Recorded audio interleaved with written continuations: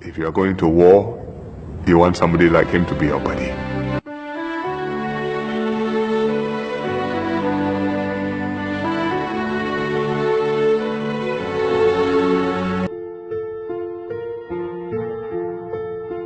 One word to describe, I think he's a great man. Loyal, caring. Small in stature, but I think he's certainly a giant of a man. Knowing how to treat the young with love, care.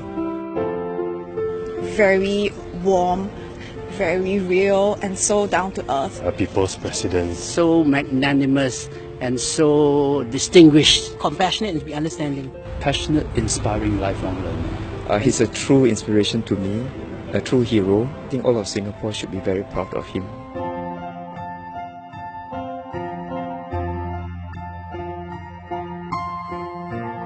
Someone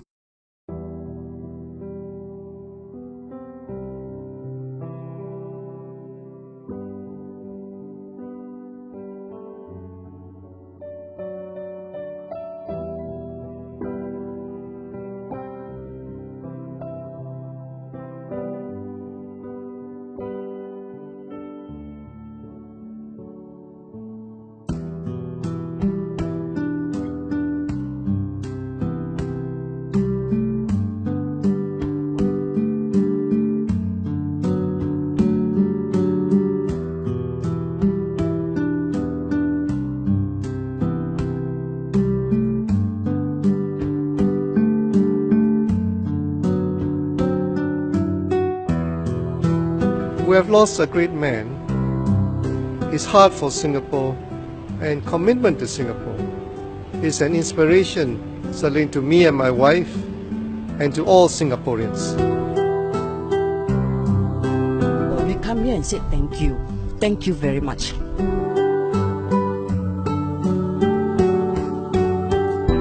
He was a very kind and humble, simple person. He is the one that started off the President's Challenge, and we are one of the beneficiaries. So we are here to show our appreciation. I think he's done a lot for the country, definitely, and it's actually very sad that he's passed away, so we really want to pay our final respects to him. I know Mr. Nathan since 1983. He's gentle, but he's very smart, very knowledgeable, and very firm, but very kind. We will all miss him. Mr. Nathan will be very sorely missed by all Singaporeans.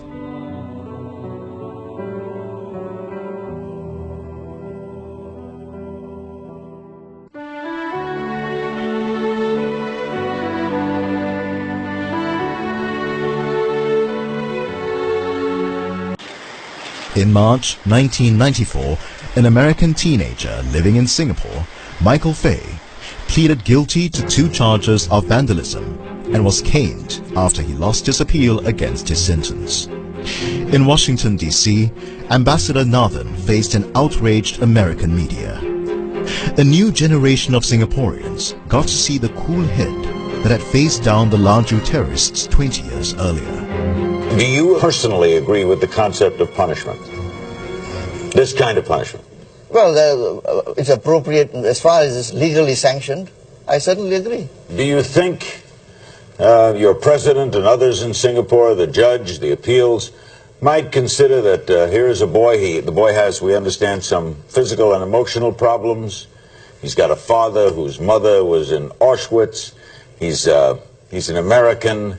It was an act of vandalism. Whether he did it or didn't do it, there was drinking. I mean, some extenuating circumstances here. 2 friendly nations might say, let's pass on this one.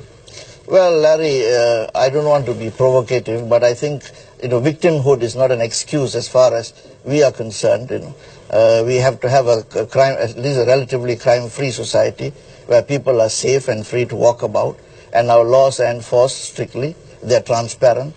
And that's what applies to all cases. As to whether he was very firm, very not excited, very calm in the way he defended the opposition without apologizing at all for the view that we take of the incident and the measures that we take to make sure that such things do not become common in Singapore. We are a new country. We have to establish certain norms. We have to uphold certain laws. We cannot make exceptions because one is a big power and another is a small one. And they have to get a measure of this.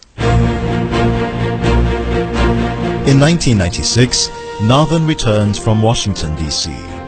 Then Deputy Prime Minister and Defense Minister Dr. Tony Tan had asked him to be director of a new Singapore think tank, the Institute for Defense and Strategic Studies. It was another new challenge.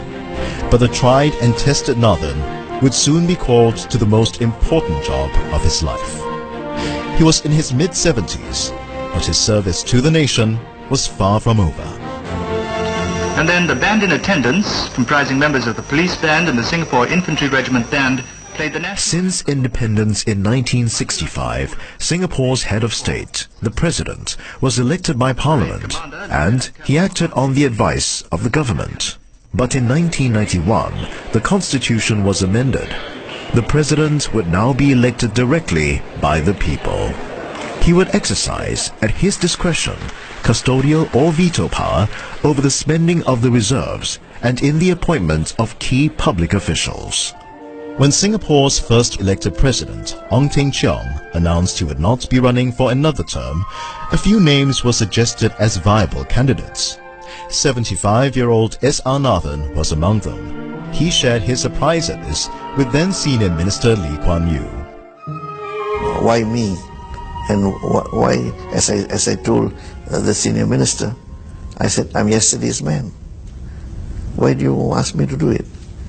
But I have a sense of obligation, an obligation to him, to all his colleagues, for the trust they placed in me. On nomination day, when S.R. Nathan went to file his nomination paper, it turned out to be a day for old friends. His comrades from the unions were there. So was his old fruit seller. Singaporeans got a glimpse of the easy style of a man who was to become their president. I am humbled and very moved by this honor to be the 6th president and the 2nd elected president of Singapore. More so, being returned unopposed. This places on me an even heavier responsibility to discharge my duties. The man whose unflinching courage had supported the first generation of Singapore leaders was now the trusted president of a younger generation of Singaporeans. As a public officer, you have never hesitated to offer considered judgment and advice to ministers, even when you differed from them. You are eminently qualified to serve as a symbol for the nation and to exercise the powers which the Constitution has vested in you. I promise to give of my best, the very best I can, and without fear or favor. I'll be a president for all Singaporeans. Every community of Singaporeans will be my parish. He gave his blessings to the extension of the term of nominated MPs from 2 to 2.5 years, and the government supported his proposal for shorter terms for the reappointment of members of the Council of Presidential Advisors from 6 to 4 years. In 2005, at 81 years of age, he heeded the call to run for another 6-year term. Fellow Singaporeans, friends, I am very humbled and grateful for the honor of being returned unopposed for a 2nd presidential term. I stood only because of the call by Singaporeans like you from all walks of life and the support that you have given me this past 6 years. 各位新加坡同胞，我很感谢大家的支持。我将在担任总统，我会尽力而为。Saudara-saudari yang hadir, saya ucapkan terima kasih, beribuan terima kasih kepada Anda semua yang datang ke sini untuk menyokong saya. Saya telah terpilih sebagai Presiden buat kali kedua. Saya akan jalankan tugas sebaik-baiknya. Singapura bergantung kepada kita semua. Anda dan saya juga. In doing his best, he had also helped the elected presidency mature in authority and stature. I, Salapan Ramanathan, having been elected President of the Republic of Singapore, do solemnly affirm that I will faithfully discharge my duties as such to the best of my ability. So from time to time, Parliament has amended the constitutional provisions governing the elected presidency. I will be a president for all Singaporeans. Every community of Singaporeans will be my parish. His first job was as an office boy, and his last, President of Singapore. Coming from a humble background, S.R. Nathan was living proof that any Singaporean can aspire to the highest office in the land if he is prepared to work hard and serve. He's got the courage, he's got the commitment, he's absolutely, totally reliable.